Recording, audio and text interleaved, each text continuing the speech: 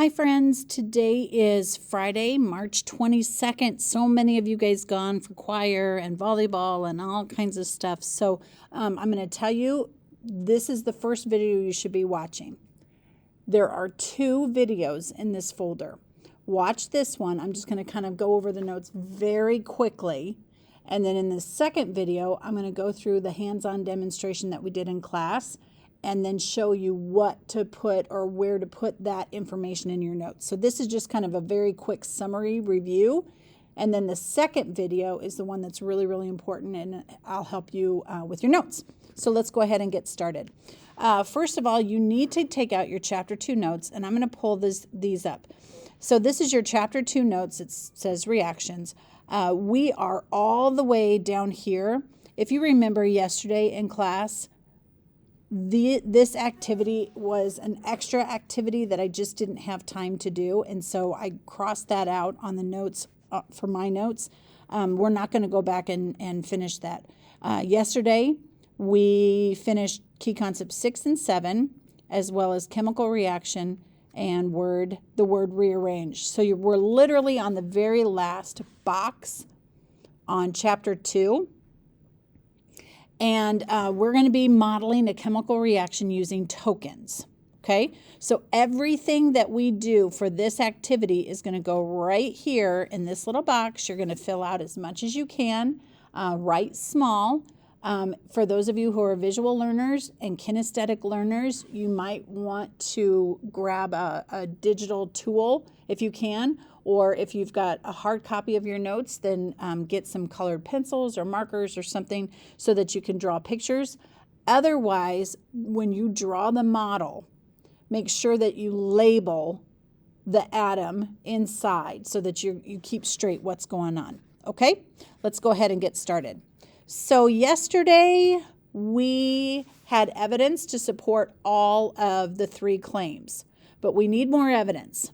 And so what we're going to do is we're going to test each of these claims using tokens. So this is a model. And remember, models do have their limitations. But for what we want to do, we're going to use these tokens. And they're going to help you visualize a chemical reaction. All right.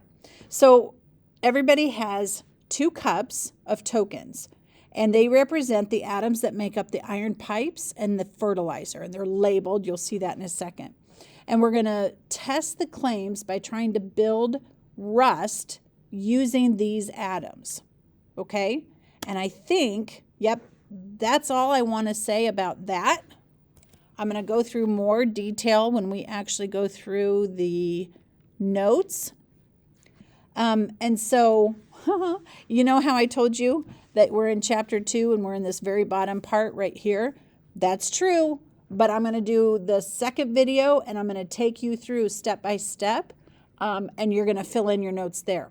Now, we still have 2 key concepts from Chapter 3, and we've talked so much about it, and I know that you guys really understand this concept, and so I'm not doing a Chapter 3 notes.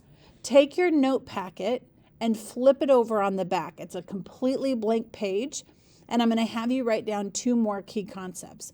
If you have a digital copy, just add another page, like a blank page to this, okay? So we are on key concept number 8, and it says, during a chemical reaction, all of the atoms that make up the reactants rearrange to form the products. I'll let you pause the video, write that down, and then I'm going to come back and explain it. Okay, first of all, Chapter 3, PB3, is titled Accounting for Atoms. If you remember in the sim yesterday, whatever atoms we had to start with were the same atoms that we ended up with.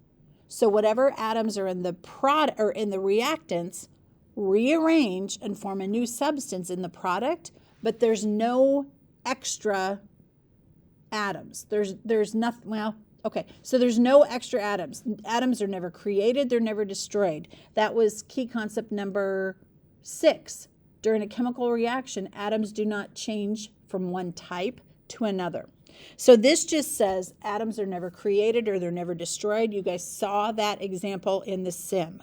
Hang on to that. Okay? Let's go on to key concept number 8.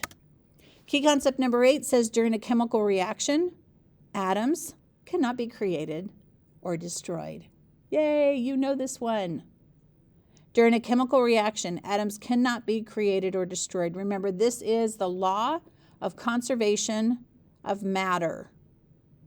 During a chemical reaction, atoms cannot be created or destroyed.